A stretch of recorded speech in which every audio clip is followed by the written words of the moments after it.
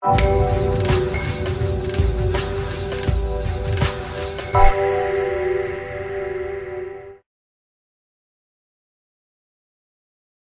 Biblia tek letra Romakëve kapitulli 12, do të marr shkas nga vargu 2, do ta përdor si pasazh bazë për të adresuar çështjen e humbjes së identitetit historik dhe teologjik të kishës ungjillore, jo vetëm në Shqipëri, në të gjithë botën, dhe për të vizuar në 5 pika kryesore atë identitetin tonë, çfarë ne jemi historikisht, çfarë kemi qenë gjithmonë dhe çfarë ne faktikisht nuk i jemi si kishë ungjillore. Tek letra Romakëve, kapitulli 12, vargu 2, Pali thot, duke filluar nga vargu 1: O vëllezër, po ju bëj thirrje nëpërmjet dëmshurisë së Perëndis ta paraqisni trupin tuaj si fli të gjallë, të shenjtëruar, të pëlqyer te Perëndia që është shërbesa juaj e mençur. Dhe mos u konformoni me këtë botë, por transformohuni me anë të ripërtëritjes së mendjes, që të provoni cili është i miri, i pëlqyeri dhe i përsosuri vullneti i Perëndisë. Dhe mos u konformoni me këtë botë, por transformohuni me anë të ripërtëritjes së mendjes. Në greqisht, bota që kemi të përkthyer në shqip është aion. Ndoshta e përkthyer më mirë do të ishte me këtë epokë, por nuk ka kuptim kohor. Nuk bëhet fjalë për shekullin tonë apo përpara 2 shekujve, apo për shekullin e Palit. Bëhet fjalë për sistemin e mendimit dhe të veprimit që neve na rrethon jashtë kishës, që ka për tendencë të infiltroj, influencoj, madje edhe të dominoj kishën nga brenda. Mos u konformoni me filozofin, me mendimet, me praktikat, me metodat, me qëllimet, me ambicjet e botës, thot Pali, por transformohuni me anë të ripërtëritjes së mendjes tuaj, që të provoni cili është i miri, i pëlqyer dhe i përsosuri vullnet i Perëndisë. Shikoni, vëllezër dhe motra, gjatë historisë, ne gjithë e quajmë veten të krishterë ungjillor. Nuk kemi katolik, nuk kemi ortodoks, nuk kemi mormon, nuk kemi dëshmitarët e Jehovait.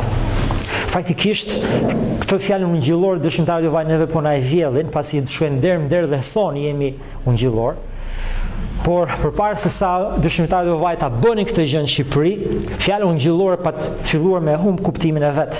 Është proces që njihet në gjuhësi, disa fjalë bëhen arkaike, disa fjalë të tjera u ndryshon kuptimin, ndërsa disa të tjera duket sikur e humbasin kuptimin që kanë pasur, dhe kjo me sa duket i ka ndodhur fjalës ungjillor në kohën tonë. Dhe kur flas për kohën tonë, flas që nga vitet 50-60 edhe sot në vazhdim. Tek deklarata e Cambridge që ja kam çuar me email, thuhet që në të kaluarën kjo fjalë shërbente si një lidhje uniteti midis të krishterëve që vinin nga një larmi e madhe traditash të krishtera. Kisha ungjillore historike ishte pohuese, pra kishte një credo dhe shpallte besimin. Dhe në të vërtetat thelbësorë të krishterimit ishin përcaktuar të gjitha këto doktrinat që ne të gjithi kemi të përbashkëta dhe duhet i kemi të përbashkëta. Ungjillorët kishin një trashëgimi historike, teologjike dhe biblike të përbashkët, dhe kjo ishte reformacioni. Të gjithë vim nga reformacioni. Reformacioni ishte rizbulimi i Biblës, rizbulimi i doktrinave të hirit, kthimi tek burimi i informacionit. Thirrja e reformacionit dhe e rilindjes evropiane ishte ad fontes. Të kthehemi tek burimi. Kuptohet që ata që nuk besuan nuk kthehen tek burimi, tek njohja greko-romake, tek bota dhe kultura dhe shkrimtarët greko-romak. Ata që besonin nuk kthyen tek Bibla, dhe kthimi tek Bibla prodhojat lëvizjen e reformacionit dhe ku ne e gjejmë veten sot pasardhës të saj. Dhe kështu, duke qenë se fjala ungjillore është bërë kaq gjithëpërfshirëse, ajo ka humbur një farë mënyrë kuptimin. Dhe ne rrezikojmë që të humbasim unitetin, në po mos e kemi humbur unitetin dhe identitetin që është arritur përmes gjakut të martirëve për qindra e përqindra vjet, madje dashurinë tonë për Krishtin, ungjillin edhe kishën. Dhe qëllimi sot këtu duhet tjetë, këshillimi Kishës Ungjillore duhet tjetë për arsye pse ne kemi thirrur njëri tjetrin në një konferencë. Apo në këtë eveniment apo ngjarje është e trefisht. Spari, ne duhet të pendohemi nga konformizmi me botën. Së dyti, ne duhet të rifitojmë doktrinat madhështore të Biblës, duhet ta inkurajojmë njëri tjetrin që ta bëjmë këtë gjë. Duhet ta ndihmojmë, duhet punojmë që kjo gjë të ndodhi për pjesën tjetër të Kishës Ungjillore, dhe së treti ne duhet inkurajojmë njëri tjetrin që të jetojmë një jetë të transformuar në çdo sferë të saj nga të vërtetat thelbësore të Ungjillit. Dhe këtë duhet ta shtjelloj në 5 pika kryesore, ato 5 që njihen ndryshe si 5 solat e reformacionit. Sola vetëm, dhe edhe ato janë këto, sola skriptura, vetëm shkrimi. Vetëm shkrimi është themeli ynë i vetëm nga del dhe autoriteti final, nga del doktrina dhe praktika jone. Reformatorët në kohën e tyre deklaronin përmes kësaj thirrjes, përmes kësaj motos sola skriptura, vetëm shkrimi, se Bibla ishte i vetmi autoritet final për të krishterët në të gjitha çështjet e besimit dhe të jetës. Besimi dhe jeta. Bibla mbi të dyja këto. Ky ishte themeli i vetëm mbi të cilën ndërtoheshin dhe nga cila vinin të gjitha doktrinat e tjera ungjillore. Dhe prandaj është quajtur si parimi formal i reformacionit. Sola skriptura, parimi formal i informacionit që thot kush është burimi nga neve na vjen doktrina dhe autoriteti jonë. Në kohën e reformatorëve, në kontekstin e tyre historik në Mesijet, reformatorët përballeshin nga një anë me Kishën Katolike, e cila thoshte që Bibla plus koncilet e kishve, çfarë kanë thënë apo shkruar papët plus tradita e tërëve të Kishës, përbëjnë së bashku këto autoritetin final dhe absolut. Roma beson edhe sot e kësaj dite që Bibla është autoritare. Bibla është e pagabimt. Që Bibla është pagabime dhe që është e frymëzuar nga Perëndia.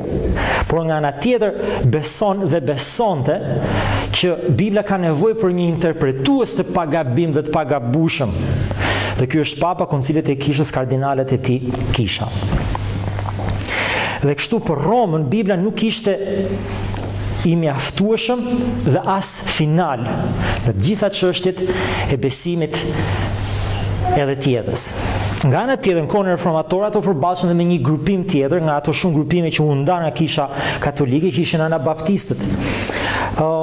Dhe këto grupe tjera të fragmentarizuara nga Kisha Katolike, që nga ana tjetër shkonin në një ekstrem tjetër dhe thonin refuzonin çdo lloj tradite, papën, etrit e Kishës, gjithçka, kredot, thoshin nuk ka kredo për ne, por nga ana tjetër shkonin aq larg sa të refuzonin madje dhe nevojën absolute të Biblës. Nuk mohonin frymëzimin dhe pagabimshmërinë apo pagabueshmërinë e Biblës, por mohonin nevojën dhe domosdoshmërinë dhe mjaftueshmërinë e Biblës. Dhe ata thonin që neve na mjafton vetëm fryma e shenjtë. Ajo është e mjaftueshme, fryma e shenjtë na flet neve të gjithëve, ose të paktën i flet drejtuesve tanë, dhe kjo është një të folur direkt dhe është e mjaftueshme.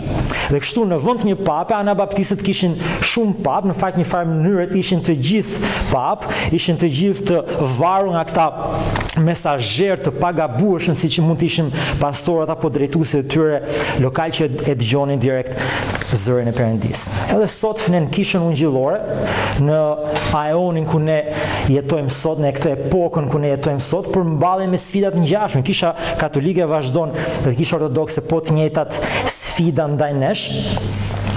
Kisha Ungjillore sot vërtet beson që Bibla është e frymëzuar nga Perëndia, beson që është e pagabimt dhe pagabime, por Kisha sot nuk beson se Bibla është e mjaftueshme. Pra problemi me Kishën Ungjillore sot është mjaftueshmëria e Biblës për të adresuar çështjet e jetës dhe të besimit.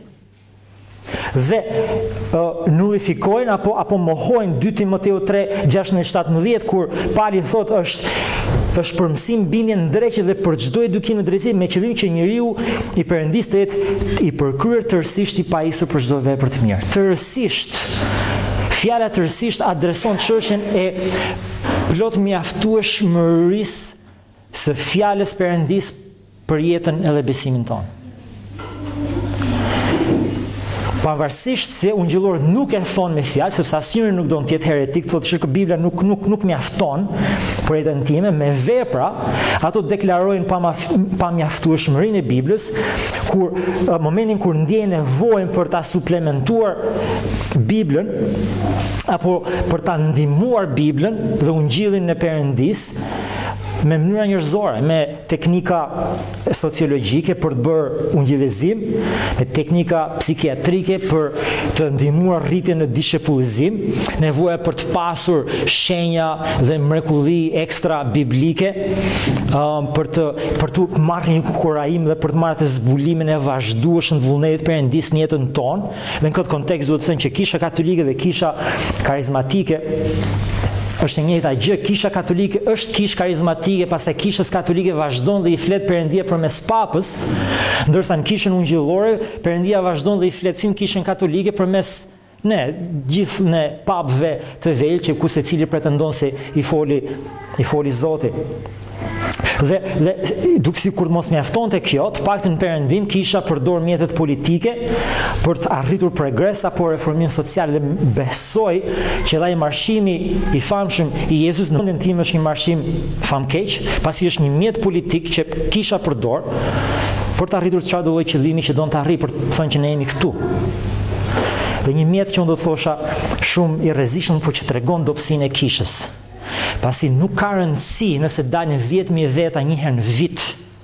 Rëndësi ka nëse gjithë secili prej nesh del çdo ditë tjetës tij për lavdit Krishtit në vendin ku ai jeton edhe punon. Edhe kështu, pavarësisht deklaratave, ungjillorizmi sot efektivisht mohon plot mjaftueshmërinë e fjalës Perëndis, sepse mendojnë që është e pamjaftueshme për të përmbushur dhe për të adresuar detyrat që neve na shtrohen nga Perëndia sot edhe çdo kohë. Dhe ky mesazh i plot fuqishmërisë Biblës del të paktën në 3 pasazhe, ke Psalmin 19. Psalmi 19 krahason fjalën e shkruar të Perëndis me zbulesën e veçantë të Perëndis në natyrë dhe në kozmos.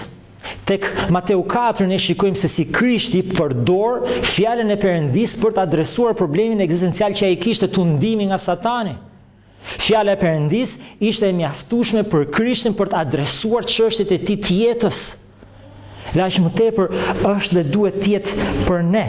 Tek 2 Timoteut ne lexojmë këshillin e apostullit Paul drejtuar një pastori të 3 Timoteut për mënyrën se si ai duhet përballet thot me kohët e vështira që po vijnë, me kohët e liga që po vijnë atij dhe Kishës. Dhe ai thotë që fjala është e mjaftueshme për ty si pastor i ri.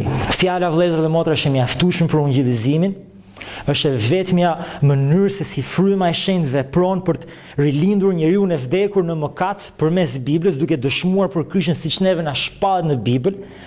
Tek Pietri neve na thotë që jeni të ringjizur jo nga një far që prishet, por që nuk prishet, me anë të fjalës së Perëndis së gjallë që mbetet për jetë. Kjo është doktrina jonë e ungjillizimit. Fjala është plotësisht e mjaftueshme jo vetëm për shpëtimin ton, por edhe për shenjtërimin ton, pa nevojën e një bekimi të dytë, apo të tretë, apo të një pagëzimi të dytë, apo të treta diçka e tjetër, si kjo ke Romakëve 16, Pali thotë, konsideroheni veten të vdekur për mëkatin, por të gjallë për Perëndinë në Krishtin, Jezusin Krishtin, Zotin ton. Pra, Pali thotë, njih Biblën, njih mësimin e tij, njih çfarë Perëndia ka bërë për shpëtimin ton, zhvish njeriu e vjetër, vish njeriu e ri, dhe në këtë proces Perëndia ka vepruar përmes fjalës për shenjtërimin tënd. Dhe tëra këto pasazhe theksojnë që vetëm fjala e Perëndis është autoriteti final në çështjet e jetës dhe të besimit, dhe është plotësisht e mjaftueshëm për t'i adresuar të gjitha çështjet e besimit dhe të jetës.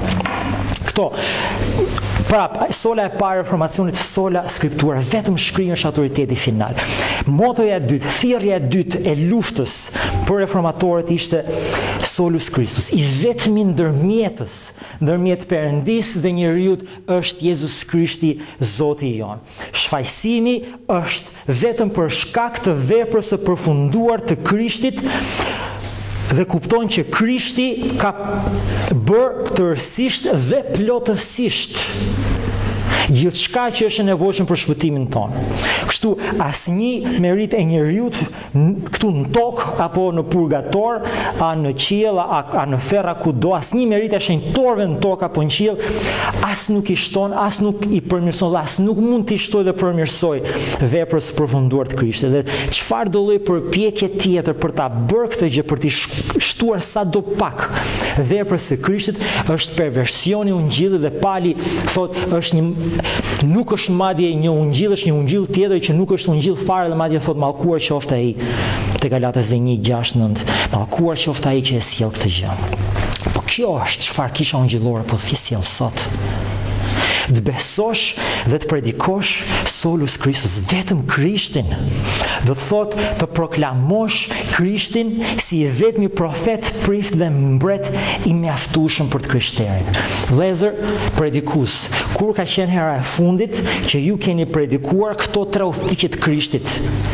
Krishti profet, i yti dhe i kishës kutije, prifti mbret, i yti dhe i kishës kutije, Krishti prift, i yti dhe i kishës kutije.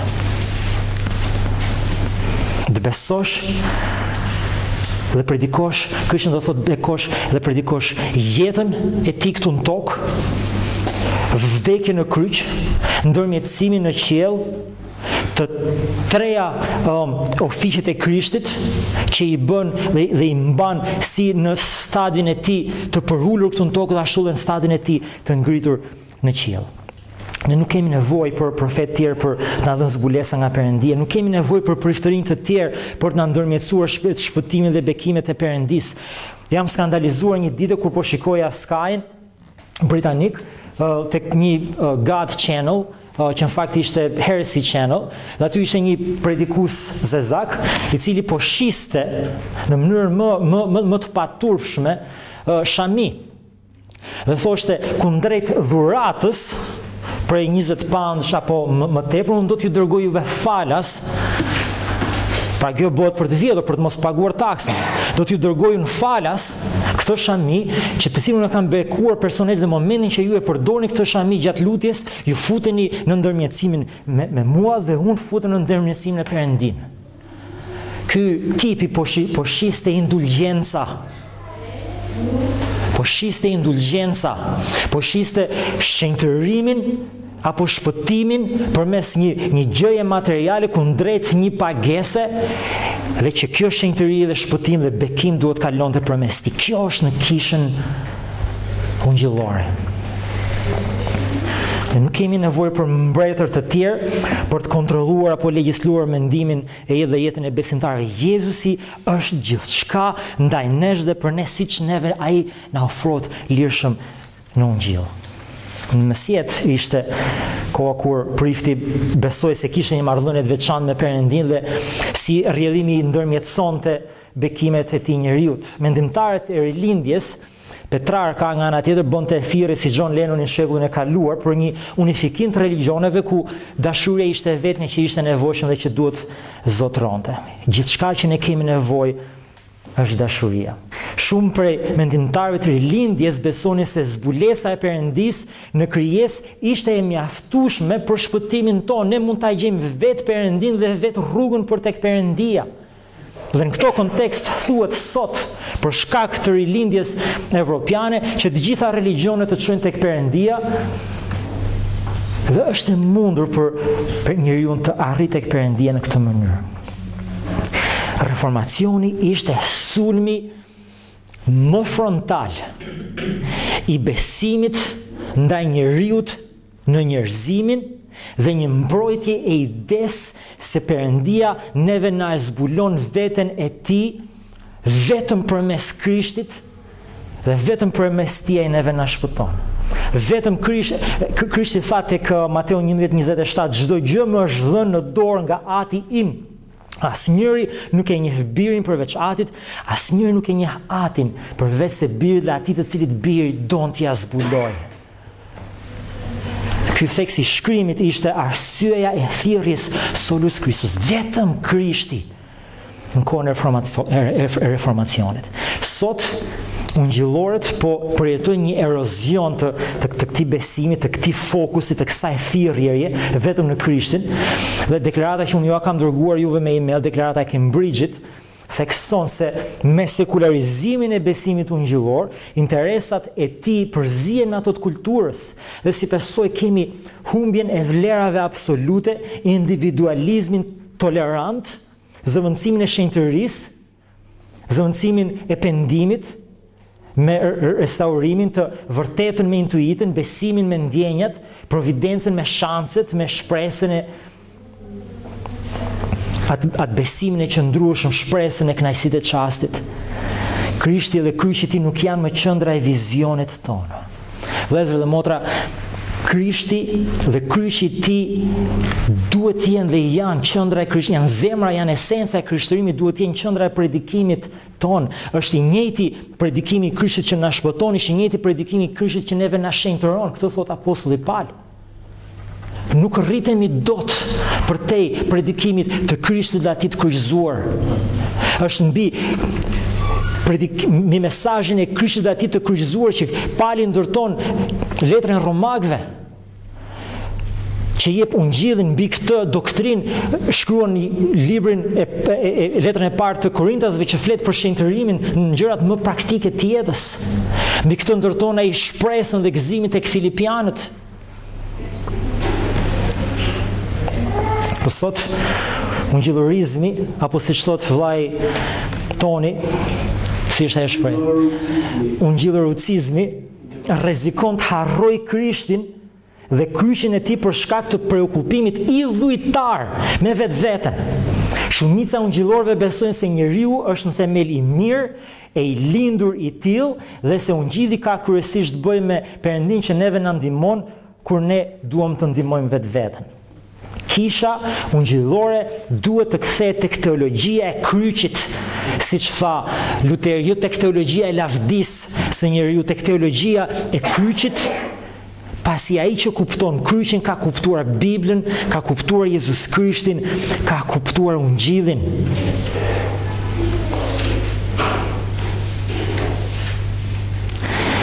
Së treti, identiteti jon historik dhe teologjik është sola gratia, i vetëm hiri. Kjo është çfarë kemi qenë, kjo është çfarë duhet të jemi. Ungjillorët sot, ashtu si dhe katolikët mesjellë sot, nuk e mohojnë hirin e Perëndis. Është gabim nëse përplasesh me një katolik e thua që ju shkoj besoni se jeni shpëtuar nga hiri, nga veprat, ne shpëtojmë nga hiri, dhe thotë jo, nuk është këtë çfarë thot katekizmi i kishës tonë, thuhet qartë në katekizmin katolik, njerëzit janë shpëtuar nga hiri. Problemi është ndryshimi që ndron këtu, që në katolicizëm Perëndia ta jep hirin dhe thotë përdore, dhe sfundit ti do të dalësh në anën tjetër të lumit. Përdor ti hirin për dalë anën tjetër. Dhe ai thotë, shiko, unë hirin e Perëndis përdor, pra hirin shpëtoj, po në tjetër se është veprimet e tyre. Dhe kjo në fakt nëse i teston dhe i shtyn ungjillorët, do t'japim po këtë përgjigje. Molinizmi quhet doktrina katolike, që është dominante. Kuptohet që ungjillorët nuk duan të jenë heretik, thonë automatikisht jemi shpëtuar nga hiri, por problemi është se edhe pse teorikisht e pranojmë, praktikisht e mohojmë përmes neglizhimit. Kur reformatorët thirrën sola gratia, vetëm hiri, ata po deklaronin se në fakt njeriu nuk mund të manipulojë Perëndin për shpëtimin e vet. Se Perëndia nuk i ka asnjë lloj borxhi njeriu për shkak të ndonjë gjëje që njeriu ka bërë apo mund të bëjë. Dhe i vetmi borxh që Perëndia i ka njeriu është dënimi dhe dënimi i përjetshëm. Dhe kur Perëndia e shpëton njeriu, e bën këtë vetëm për shkak të dashurisë së tij të përjetshme, arsye për te së cilës neve nuk na është dhënë në Bibël dhe që është e mjaftueshme për ne. Për ta ditur. Dhe se Perëndia është i pavarur nga çdo lloj gjëje jashtë vetes së tij, pastaj përndryshe e bën Perëndin më pak se Perëndi. Është thelbi i të qenit Perëndi, është të jesh i pavarur ndaj krijesës tënde, nga krijesa tënde. Perëndia nuk të zgjell se para pa diçka që ti do të bëje. Përndryshe Perëndia është personi që reagon, jo personi që vepron i pari. Perëndia neve na shpëton vetëm për shkak të kënaqësisë së tij. Jo sepse ne e meritojmë, jo sepse ka diçka të mirë, sepse njëri është i bukur, tjetri do të ishte i mirë, dikush do të besonte, apo sepse jemi gjynaf për t'u dërguar në ferr, nuk jemi gjynaf për t'u dërguar në ferr. Sot ungjillorët besojnë se Bibla thotë që ata janë mëkatarë, janë të lindur mëkat. Ti pyetësh gjithë ungjillorët thonë po, të vdekur në mëkat. Por kur i teston thellë dhe kur fillon dhe i shpon fort me shtiza, e reflektojnë diçka tjetër, tralltojnë veten dhe dalin ato që shkojnë janë të vdekur, po vetëm i çik. Edhe në këtë interpretimin e tyre të qenit të vdekur në mëkatet e tyre, ata vazhdojnë të jenë të mjaftueshëm, apo mjaftueshmërisht të gjallë sa për ta zgjedhur Perëndin të parët. Sa për të marrë atë vendimin e zgjuar për ta marrë Jezusin në zemër përmes një lutje të vetme. Që edhe pse Perëndia të shpëton prej hirit, njeriu bashkëpunon me hirin e Perëndis për të bërë pjesën tonë në shpëtimin e vetvetes. Katolicizmi. Katolikët kanë doktrinën e marrërisë si bashkë çlironjëse të njerëzimit. Ungjillorët kanë doktrinën e humanizmit, ku njeriu është bashkë shpëtimtar i vetvetes me hirin e Perëndis. E kjo është arsye pse ungjillorët nuk besojnë dhe as nuk mund ta kuptojnë doktrinën e mrekullueshme të zgjedhjes sovrane të njeriut nga Perëndia. Humanizmi, relativizmi, pragmatizmi, postmodernizmi që sundon kishën ungjillore sot. Prandaj Pali thot transformoni, mos u konformoni, por transformoni përmes rinovimit të mendjes. Kur besohet doktrina e drejtësisë dhe barazisë, që është praktikisht doktrina baze e ungjillorëve sot, pranohet një lloj standardi drejtësie përmes së cilës Perëndia duhet t'i shpëtojë detyrimisht të gjithëve, ose të paktën t'u japë të gjithëve të njëjtin shans për të shpëtuar vetveten. Dhe ky nuk është hir. Ky është detyrim apo borxh nga ana e Perëndisë. Sot kisha ungjillore është një kishë pelagianiste apo pelagiane, si mund të jetë tamam e shqipëruar, ose të paktën gjysmë pelagiane. Pelagianizmi ishte një tip, një murg britanik, Pelagus, që dha një herezi në shekullin e 4, i cili mohonte mëkatin fillestar të Adamit. Thoshte jo, Adami mund të ketë mëkatuar, por ky mëkati i parë i Adamit nuk na transferohet neve, nuk na vendoset në llogarinë tonë, nuk përçohet përmes bijve të Adamit dhe sot e kësaj dite.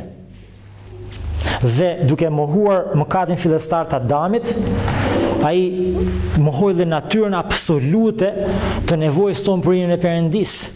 Dhe mësonte që njeriu mund t'i afrohet Perëndis vetë, ose me pak ndihmë nga Perëndia, maksimumi jo më tepër se kaq. Edhe kjo është doktrina e kishës katolike dhe ortodokse. Ungjillorët besojnë sot se Perëndia u jep atyre hirin dhe se njeriu duke e përdorur hirin vjen në shpëtimin në Perëndin. Zgjell Perëndin, bën lutjen e shpëtimit, edhe janë në rregull brenda sekondës që kanë bërë një gjysmë lutje me apo pa zemër. Sot Krishti prezantohet si shembull i mirë për të ndjekur. Predikohet në çdo kishë, në çdo të diel predikohet për mënyrën se si ne duhet jetojmë, për mënyrën se si ne duhet të ndjekim Krishtin, afua se ne jemi në gjendje ta ndjekim Krishtin nga vetja jonë, në herezia tjetër e rrallës. Po të mos jetë për hirin e Perëndisë, ne nuk e ndjekim dot Krishtin. Dhe rrjedhimisht Predikimi sot fokusohet në nevojat edhe në teknikat e të ndjekurit Krishtit dhe të shembullit të tij dhe jo në personin dhe në veprën e tij. Deklarata e Këmbërisë thotë që ne riafirmojmë, ne duhet riafirmojmë se në shpëtim çlirohemi nga zemrimi i Perëndis vetëm me anë të hirit të tij, vetëm nga vepra e mbinatyrshme e frymës së shenjtë që na sjell te Krishti duke na çliruar nga skllavëria jonë e mëkatit dhe duke na ngjallur nga vdekja shpirtërore në jetën shpirtërore. Dhe teknikat nuk e bëjnë dot këtë ndryshim. Thirrja e katërt e reformacionit, motoja, thirrja e luftës, ajo buria e katërt e të thirrurit në luftë është sola fide. Vetëm besimi është instrumenti i marrjes së shfaqësimit nga Perëndia. Dhe vëllezër, duhet kemi kujdes pasi siç thot Luteri, djalli fshihet pas detajeve. Nuk jemi të shpëtuar nga besimi përmes hirit. Jemi të shpëtuar nga hiri përmes besimit. Përmes i referohet fjalës instrument. Besimi është instrumenti. Hiri është burimi. Të mos ngatarrojmë kalin me karrocën pasi këtu përmbyset ungjilli.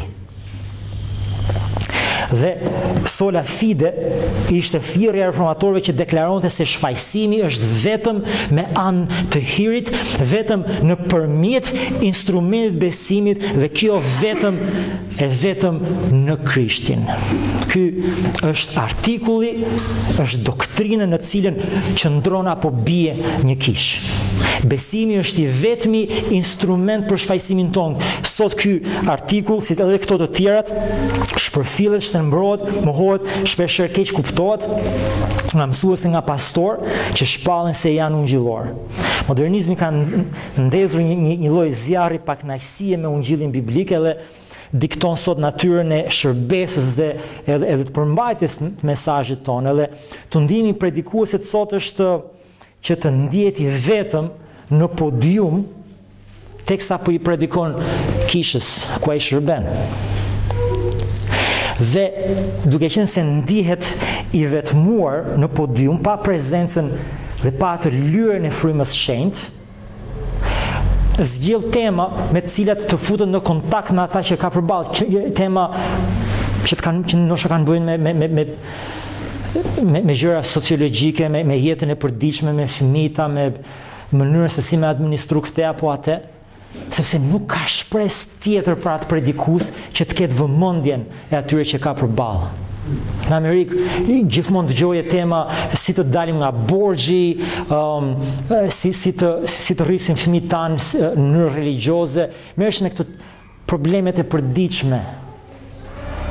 Sepse ishte vetëm, dhe nëse predikuesi nuk do trajtonte çështja sociale, atë nuk kishte frikë ai që nuk do ta dëgjonte njeri.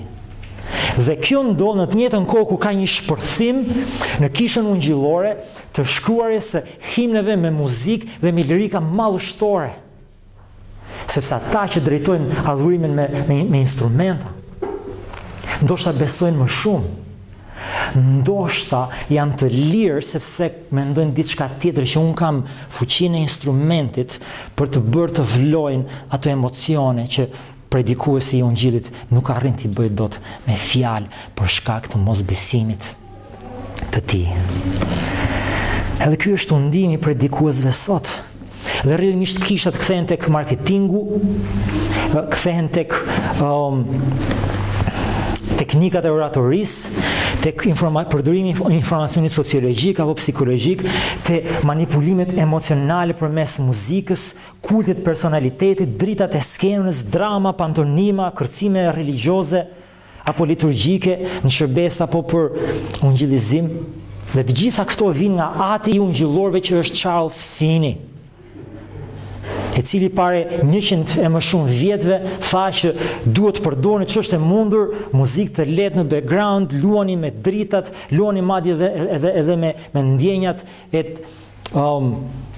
të gjitha sensacionet e trupit, vetëm që t'i sillin atë pikën e marrjes së vendimit. Edhe kjo na bën kishën që të mos jetë ndryshe nga bota. Heq skandalin e kryqit të Krishtit, redakton besimin e krishterë në parime e metoda që t'i sjellin sukses ashtu siç i kanë sjellë sukses korporatave financiare. Çfarë duhet të bëjmë që të përfitojë ato që Krishti i vetëm ka siguruar në kryq? Kjo është pyetja. Vepra të mira, vepra fetare, vepra sociale, jo. Çfarë ne duhet bëjmë është që të besojmë. Pali tha tek Romave 4:5, ndërsa ati që nuk vepron, por që beson në atë që shfaqson të paullin, besimi i tij i numërohet për drejtësi. Besimi i tij i numërohet për drejtësi, momenti i shfaqsimit me Perëndin. Ne shpëtohemi vetëm përmes besimit, shfaqsohemi vetëm përmes besimit. Vetëm përmes besimit ne marrim fjalën e Krishtit, shfaqsimin nga Perëndia atë, faljen e mëkateve, birësimin si fëmijë, sigurinë e jetës të përjetshme. Edhe përmes besimit marrim edhe shenjtërinë. Përmes besimit ne marrim edhe shërbesën. Prandaj, me deklaratën e Cambridge-it, e citoj, ne riafirmojnë se shpëtimi është vetëm me anë të hirit për shkak të Krishtit, vetëm për shkak të Krishtit. Në shfaqsim, drejtësia e Krishtit na numërohet si e vetmja përmbushje e drejtësisë së përkryer të Perëndisë.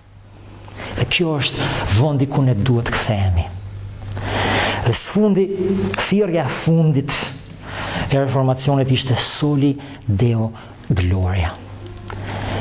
E gjithë lavdia vetëm Perëndis. Vëllezër dhe motra, bota është e mbushur me njerëz me ambicie.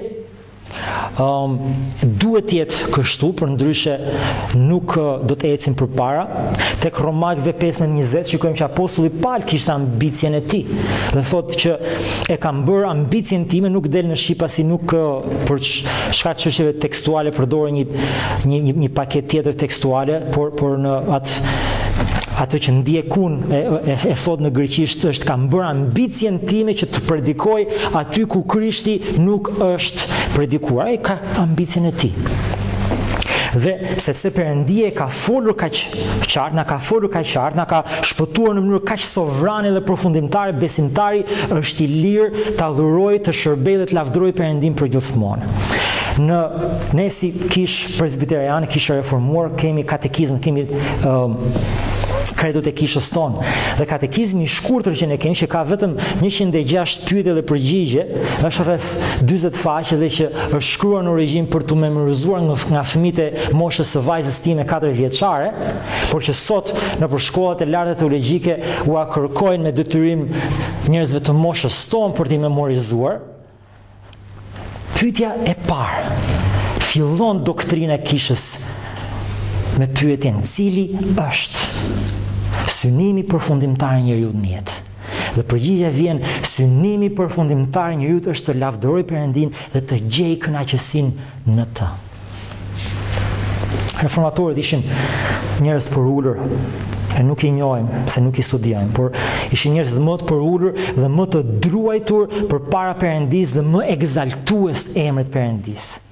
Tek Psalmi 115 një thuhet, jo neve o Zot, jo neve, por emrit tënd jepi lavdi për mirësinë tënde dhe për besnikrinë tënde. Dhe kjo, Psalmi 115, një ishte thirrja, ishte doktrina, ishte vargu bazë i reformatorëve. Motoja kryesore e reformacionit, soli Deo Gloria, e gjithë lavdia vetëm Perëndis. Motoja e motove. Dhe kjo teksa synonin që në gjithçka të nderoj Perëndia dhe në asgjë tjetër. Tregojmë për momentin kur John Calvin vdiq në Gjenevë, reformatori i famshëm. Kishte lënë amanet që ta varrosin një arkivon, një kuti të thjesht druri, ta varrosin në një varr pa gur dhe pa emër. U ktheva para 2 javësh nga Firenze, ku pash në atë kishën e mrekullueshme në mes të rendit në Santa Croce, varrin e Michelangelos, që ishte sa një pallat brenda kishës, varrin e Machiavellit, babait të gjithë statistëve dhe diktatorëve. Brenda në kishë të nderuar, Calvin tha, duke e ditur Dobësinë e zemrës së njeriut, tendencën për të i lujtarizuar njerëzit, tha, jo gurvarri, jo emër, dhe sot e kësaj dite nuk dihet ku është varrosur, sepse edhe në vdekje nuk donte që të ishte ai shkaku i largimit të vëmendjes së njeriut nga Krishti tek njeriu. E dinte, siç thotë tek komentari i mbi psalmet, se zemra e njeriut është fabrik i idhujsh. E dinte forcën e idhujtarizimit, e supersticionit dhe e kultit të individit. Cila është ambicia e lëvizjes ungjillore sot, vëllezër dhe motra, bëj një pyetje. Pavarësisht se nga çfarë deklarohet, zënkat për kryesinë e vushit, konkurenca dhe shikimi vënë ndërmjet kishave, edhe pastorëve, festivale adhurimi dhe tekste këngësh në cilat flitet më shumë për njeriu se çfarë do të bëjë për Perëndin, se sa flitet për Perëndin dhe se çfarë Perëndia ka bërë për njeriu. Dhe kjo e përsëritet në refrene që shkojnë në ekses, konfliktet ndërmjet pastorëve, pleqve apo besimtarëve me njëri tjetrin, dëshmojnë se lavdia e njeriut është ajo dhe jo dëshira për lavdinë ekskluzive të Perëndis. Kjo është motoja sot e kishës ungjillore në Shqipëri, dhe kjo nuk duhet të jetë ambicia jonë. Deklarata e Cambridge-it thotë që sa herë që autoriteti biblik në kishë humbet, sola skriptura pra, Krishti zhvendoset nga vendi që i takon, humbet solus Christus, ungjilli shtrembrohet, sola gratia, besimi deformohet, ikën edhe sola fide, dhe kjo ndodh gjithmonë dhe vetëm për një arsye, se interesat tona kanë zënë vendin e atyre të Perëndis dhe ne bëjmë shërbesën e tij sipas vullnetit tonë. Me mendjen tonë, me zgjuarsinë tonë, me metodat e botës, me ambicjet tona. Dhe kështu humbja e përparësisë e preeminencës së Krishtit, që është qëllimi i letrës së Kolosianëve, në jetën e kishës në kohën e sotme, është diçka e zakonshme dhe e mjerueshme. Dhe pikërisht kjo humbje lejon që të shndërrohet adhurimi Perëndis në dëfrim, predikimi i ungjillit në marketing, të besuarit në teknik, të fokusuarit në ndjenjen, dhe të ndjerit të mirë dhe i lumtur, e tjera me radhë. Dhe si rrjedhim, Perëndia, Krishti dhe fjala e tij së bashku në ungjillin ka një domethënie mjaft të vogël për ne. Vëllezër dhe motra, ambicia jonë nuk është as lavdia e kishës lokale dhe as lavdia e kishës Krishtit. Vëllezër, ne nuk i shërbejmë madje as kësaj Bible, do të vijë një kohë kur kjo Bibël nuk do të jetë më. Nuk i shërbejmë Biblës. I shërbejmë Perëndis. Është i vetmi që do të jetë gjithmonë. Ungjillizimi ynë është për lavditë Perëndis, dishepullizimi, dhënia e të vjetave, shërbesa, diakonata, edukimi kristian, shkollat që hapim, të gjitha këto janë për lavdinë dhe vetëm për lavdinë e Perëndis. Tek 1 Korintasve 10:31 Pali thotë, pra nëse hani, nëse pini, nëse bëni çfarë do lloje gjëje tjetër, të gjitha ti bëni për lavdinë e Perëndis. Te Kolosianëve, letra e preeminencës së Krishtit mbi gjithçka, thotë, për të, prej tij dhe për dhe nga ai vijnë të gjitha gjërat dhe janë për të. Tek 2 Korintasve 5:15 Pali thotë që kjo duhet të jetë ajo moto dhe ambicia jonë. Ne ekzistojmë jo më për veten tonë, por për Krishtin. Krishti thotë tek 2 Korintasve 5, ka vdekur për të gjithë, me qëllim që ata të cilët jetojnë të mos jetojnë sot e tutje për veten e tyre, por për atë që vdiq dhe u ringjall për ta. Në konkluzion, vëllezër, ungjillorët sot kanë përqafuar urtësinë e botës, teologjinë e botës, programin e botës, metodën e botës, ambicien e botës. Rezultati është një kishë ungjillore që ka humbur fuqinë dhe realitetin e ungjillit. Ka humbur fuqinë sepse ka humbur realitetin e ungjillit. A mund ta rifitoj kisha fuqinë e humbur? Absolutisht po. Kjo është arsye pse jemi këtu.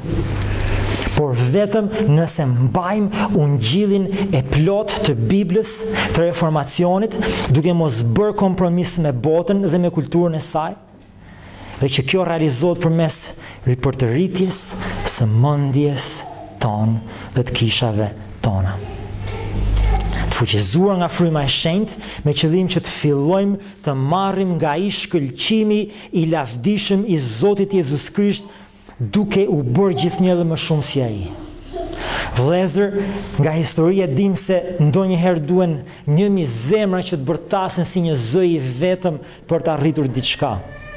Por ka raste si ky i yni, sot dhe në këto kohë, kur një zë i vetëm i gjithë secilit prej nesh duhet të kumboj sa për 1000. Prandaj, le ta përmbushim thirrjen tonë dhe të gjithë ata që thonë se e njohin Perëndin të tregojnë se në fakt e njohin ashtu siç ai ishte, për lavdinë e tij, edhe për bekimin e të gjithëve. Amen. Dhe të lutemi. O Atë qiellor, i falenderojmë për shpëtimin që na ke dhënë Krishtin, i falenderojmë për fjalën që na ke dhënë për t'i njohur ju, për hirin, për na afruar tek vetë juar, për besimin, për t'u kapur pas jush, dhe për ta hedhur veten tonë trupe dhe shpirt në krahët e tu. I falenderojmë dhe për shërbesën e adhurimit sovran dhe ekskluziv të Perëndisë. Dhe Perëndi, me palin ne rrëfejmë sot se kush është i mjaftueshëm për të gjitha këto. Por Atë qiellor, gjithashtu besojmë me palin se ungjilli i Perëndisë është fuqia e Perëndisë për shpëtimin e kujdo që beson, si grekut edhe romakut, si shqiptarit dhe atij tjetrit.